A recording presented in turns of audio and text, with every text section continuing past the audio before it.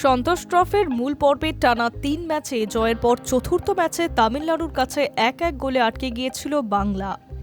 বৃহস্পতিবার ঘুরে দাঁড়ানোর লক্ষ্যে মাঠে নেমেছিল আকাশ হেমব্রমরা। যদিও গ্রুপ পর্বের ম্যাচটিতে এগিয়ে গিয়েও ৩ পয়েন্ট নিয়ে মাঠ ছাড়তে ব্যর্থ হল বাংলা। ফলাফল ১-১। নকআউট পর্বের আগে এমন ফলাফলে উদ্বেগে থাকবেন কোচ সঞ্জয় সেন। বিপক্ষের ডেরায় গিয়েই লড়াই সবসময়ই কঠিন। এমন একটা ম্যাচে রবি হাসদা, উত্তম হাসদাদের প্রথম একাদশে রাখেনি কোচ সঞ্জয়। কিক অফের প্রথম মিনিটেই সুযোগ চলে যায় বাংলার সামনে। চতুর্থ মিনিটে আক্রমণ শানায় অসম। ১২ মিনিটে ফের সুযোগ পায় বঙ্গ ব্রিগেড। এর ৩ মিনিট পর বাংলায় পেনাল্টি বক্সে লং বল পেয়ে যায় আসামের ফরওয়ার্ড। রক্ষণ সজাগ থাকায় বিপদ হয়নি। ১৮ মিনিটে গোল পেয়ে যেতে পারত বাংলা, কিন্তু দূরপাল্লা শট অল্পের জন্য লক্ষ্যভ্রষ্ট হয়। ৩২ মিনিটে বাংলার হয়ে ডেডলক ভাঙেন আকাশ হেমব্রম।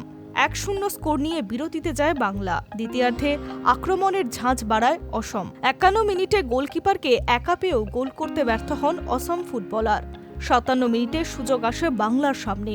অনবদ্য সেভ করেন অসম গোলকিপার। ৭৮ মিনিটের বিপক্ষ দলের ফুটবলের হেডক্রস বারে লেগে প্রতিহত হয়। ৮২ মিনিটে পেনাল্টি থেকে গোল করে অসমকে সমতায় ফেরান ঋতুরাজ। ড্র করলেও ৫ ম্যাচে ১১ পয়েন্টে গ্রুপ পর্বের শীর্ষে শেষ করল বাংলা। গ্রুপ শীর্ষে থাকলেও বাংলার ডিফেন্স সেই দিন ভালোই ভুগিয়েছে।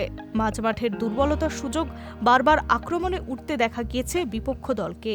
কোয়ার্টার ফাইনালে এই জায়গাগুলো মেরামত করেই নামতে হবে সঞ্জয় সেনের দলকে। উল্লেখ্য, শুক্রবার অসমের ডিব্রুগড়ে কেন্দ্রীয় মন্ত্রী অমিত শাহের কর্মসূচি ছিল। তার জেরেই যানজটে আটকে পড়া বাংলা যখন মাঠে পৌঁছালো তখন ১:৩০। সন্তোষ ট্রফির সূচি অনুযায়ী ঢেকুয়াখানা স্টেডিয়ামে দুপুর ২টো থেকে গ্রুপ পর্বের বাংলা অসম ম্যাচ শুরু হওয়ার কথা ছিল। শেষ পর্যন্ত ৪০ মিনিট দেরিতে ম্যাচ শুরু হয়। কিন্তু কেন এমন অবস্থা? শুক্রবার সকাল ৯টা ৫০ হোটেল থেকে স্টেডিয়ামের উদ্দেশ্যে রওনা দেয় বাংলা।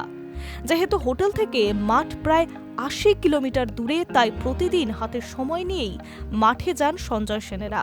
দুপুর ১২:৩০টার মধ্যে মাঠে পৌঁছে যাওয়ার কথা ছিল দলের, কিন্তু ১:৩২ পৌঁছালো তারা।